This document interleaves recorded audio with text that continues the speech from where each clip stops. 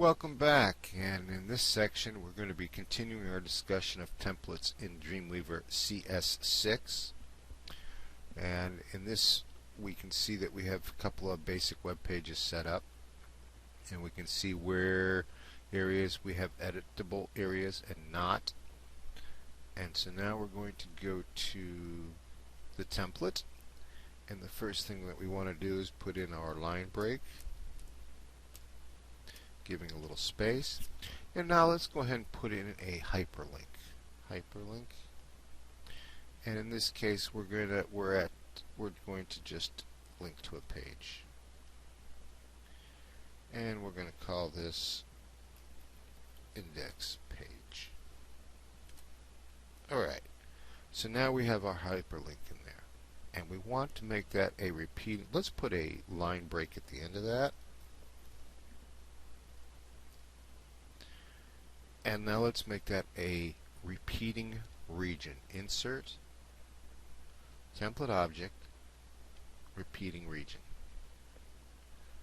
And we'll put on there link builder. Alright, so now that we have our repeating region, let's go ahead and highlight just the link. And let's make that so that we can edit that. Insert, template object, edit region. There we go. And now let's go ahead and save that. And we see where it wants both of our pages to be updated like we're used to. And we'll close that. And now we see here's our index.html. And we can see what is editable and what is not. And let's go down to, we're at the index page. We don't necessarily want it to link to itself.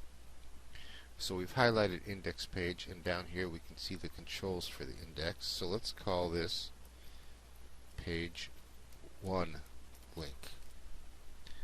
And from here we can come and use our arrow click, page 1. And let's go ahead and save that.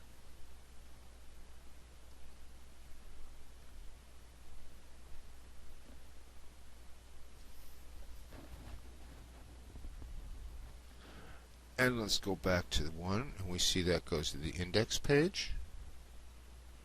Real good. So let's put that just to make sure it's there. And if we look at our website, we see there's our link. And there's our link. And so we get a very nice, consistent web page. Alright. Now let's go back to index, and we say, you know, we also want to have another link. So let's click on it, and you hit the plus sign, and here we have another link.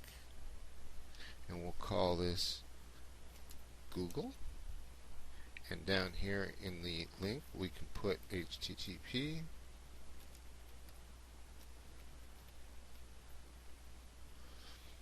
And let's go ahead and put that up.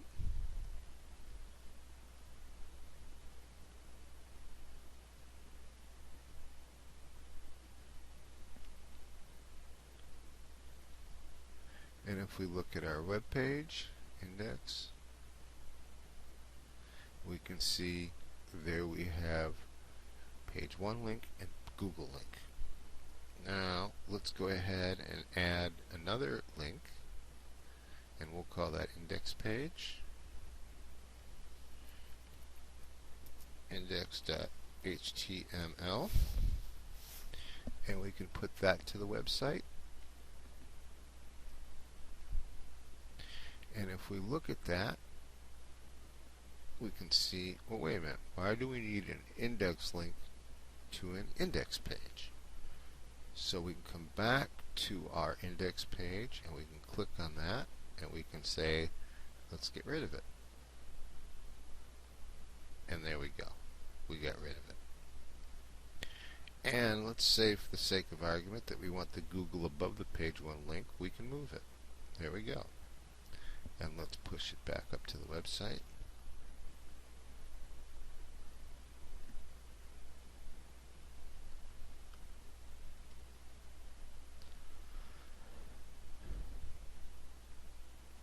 And let's refresh. And there we have the results.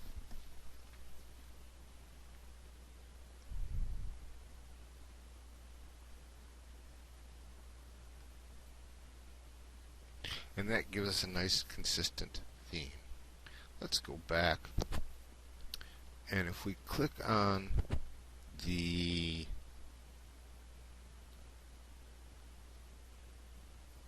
our page, we modify.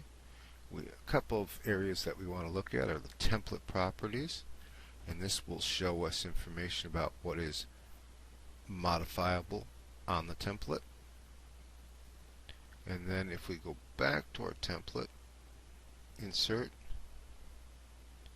we want to come down to template options, and we see we can make a template, make a nested template, have an edit region, an option region, a repeating region, an edit option region, and a repeating table. And that gives us our website. Now if we come up here, we could put something in here as a default, but if we look here on the pages index and 1, let's go to split design, page 1, and we can see that the title banner there is not lockable. And here we can see bits of the code that make it a template. What is editable and what is not able to be edited. And you can see that the HTML outside of the edit area is locked. And if we move the cursor around, we can see that that is also locked in different areas. And that is the basics of using the templates to create a repeatable menu linking bar.